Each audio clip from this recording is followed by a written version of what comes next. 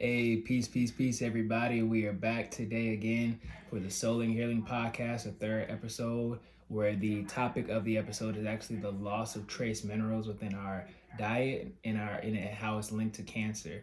So the Soul and Healing Podcast is a show about health promotion and disease prevention. Just want to let you know that I am not a doctor yet. I am a holistic health practitioner and educator. And my ideas that are discussed within this podcast do not constitute as medical prescriptions. So keep in mind that I am not attempting to promote a single dogmatic right way for you to adhere to your health or your body. And so when we're talking about may not apply directly to you. Finding your way to better health is your right and your responsibility. So today, like I said, we're going over the loss of trace minerals on our plates. And we're living in an age where it's increasingly hard to avoid exposure to toxins. Some of it, the most ubiquitous toxins are within our food. And, it's a whole nother subject going in from Mogal and glyphosate within our food that they spray on our soil, pesticides, things that are not organic within nature that is denaturing our food and our soil. Where it's actually becoming hard for us to actually find our essential trace minerals within our food nowadays.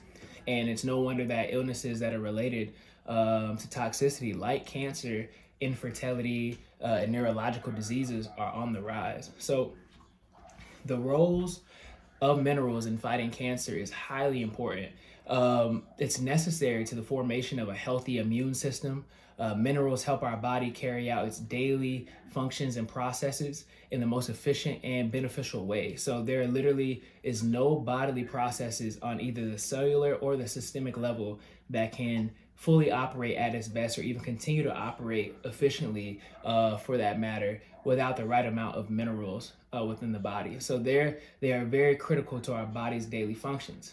Trace minerals have essential functions including like being crucial building blocks for hundreds of enzymes, facilitating a multitude of biochemical processes, being a requirement for normal growth and development within neurological functions, especially amongst babies. So what we're feeding our mothers when they are pregnant directly goes into the neurological development of our fetuses or our babies.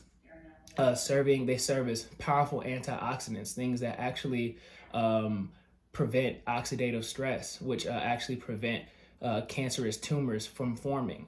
They support the blood system and necessary for certain hormones. But the question remains is, how do we get these essential elements within our bodies? One option they would say is to go eat some rocks, but that isn't very efficient, is it? The other safer normal option is to eat the right food, and that our body doesn't normally produce or create these minerals by themselves. So plants bring up minerals from the soil to help build complex molecules they need for growth, respiration, and photosynthesis. So we get these minerals when we eat these certain types of plants, or if you consume meat, eating the meat that consumes those plants, or when we eat animals, like I said, when we eat animals who've eaten those plants. So some trace minerals that I like to bring about are like selenium, zinc, vanadium, germanium, copper, iron. They're all needed, especially for people who are suffering from a specific type of cancers, in order to prevent and to increase the chances for natural eradication from those cancerous cells. So if these minerals are taken into proper amounts, these can be helpful within cancer therapy. So we need to look at the mineral content for even our connective tissues, like silica. Most of our foods we're eating have been robbed with these trace elements because industry has found it more profitable to take these minerals and use them for different reasons, leaving us with nutrient deficient foods. Talking about silica, you could get from like horsetail extract, one of the trace elements so critical to our health. So yet we ignore the fact that the integrity of the entire connective tissue of the body and vascular system of the body relies on this trace element that has been taken away from most of our foods. Even foods like whole grains that used to contain abundant amounts of chromium, and they've been robbed of it because the soils no longer contain its it's contained its properties through inorganic practices.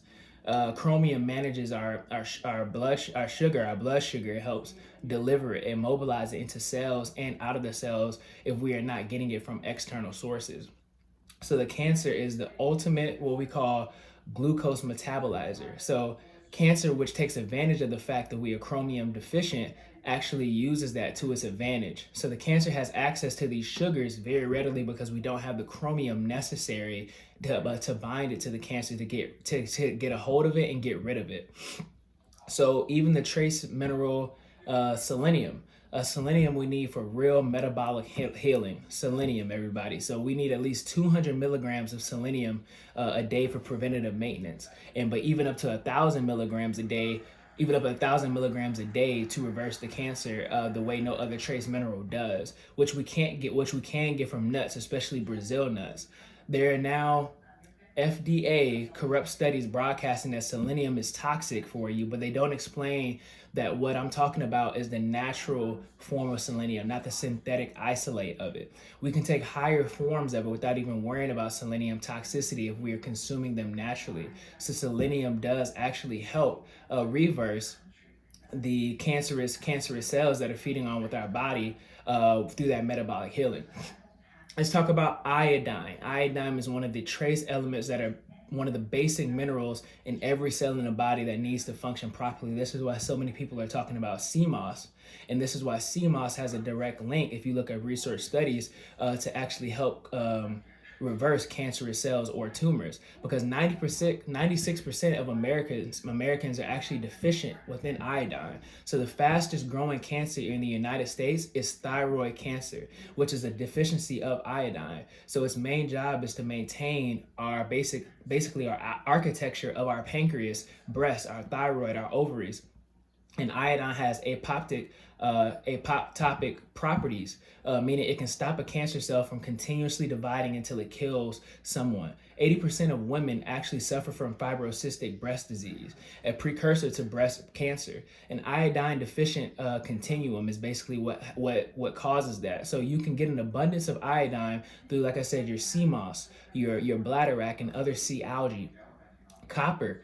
Copper is a very essential that's not really talked about. Copper is a component in many enzymes involved in key functions like energy production, iron metabolism, healthy connective tissue, like I was talking about with silica, neurotransmission, and making of hemoglobin. And you need to make hemoglobin in order to sustain your blood. So copper deficiencies can occur from your malnutrition or malabsorption or excessive zinc intake. So symptoms, and that's why they say high excessive amounts of zinc can also lead to cancer, but they're not actually giving you the building blocks or the studies to actually to promote that or to back that evidence up.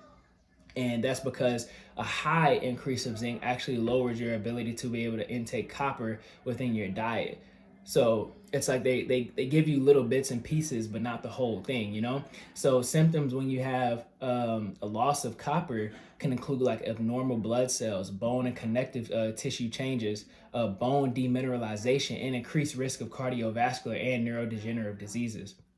A copper actually occurs in wide varieties of foods and is most plentiful in meats, shellfish, nuts, seeds, whole grain products. And copper toxicity is rare but can occur in very high levels. So you don't have to worry about consuming too much copper, which is like another thing that FDA says that high amounts of copper can lead to cancerous effects, but it's nearly impossible to be able to consume that much copper to be able to have that adverse effect. One of the last trace minerals I'm going to go over is magnesium. Magnesium is the fourth most abundant mineral in the body and is essential for good health. Approximately about 50% of total magnesium is found within our bones. The other half is found predominantly within our cells, in our body tissues, and our organs. Only 1% of magnesium is found within the blood, but the body works very hard to keep blood levels of magnesium constant. So it's essential to the function of important enzymes, including those related to the transfer of phosphate groups. And all reactions that require ATP, or every step related to that replication or transcription of our DNA, actually relies on magnesium. This basically is this function is required for cellular energy metabolism, which means that it has an important role in membrane stabilization, nerve conduction, ion transport, calcium channel activity. So magnesium deficiency may thus result in a variety of like metabolic abnormalities. When you don't have enough magnesium within your body, you realize that people prescribe magnesium for people who are having sleep apnea, people who are having trouble regulating their sleep. And we also know that sleep also correlates to the hormone, melatonin. And if your body isn't producing enough melatonin, you cannot be able to basically you basically cannot be able to regulate the amount of melatonin and serotonin that you're getting, and the light and dark effects that are coming through your pineal gland. You're not able to properly regulate them, and that's where they're talking about decalcifying your pineal gland. So reasons you may not be getting enough trace minerals is, one, because you don't have a well-balanced diet. If you are not consuming the necessary foods that are high antioxidants and these trace minerals, and they also have certain health stores actually have it to where you can have these trace minerals in abundance through supplements. And so we have to be mindful of where we're getting our organic groceries from, our organic foods from, because these are high within trace mineral content, which will then depromote the ability for cancerous cells to grow.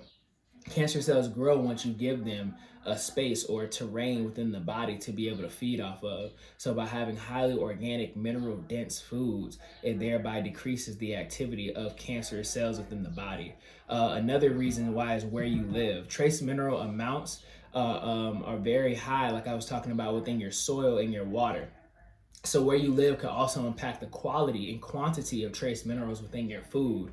Examples would be like high yield farming techniques in the US and other countries deplete the trace minerals that you actually can have within your soil, or even like low zinc within the soil.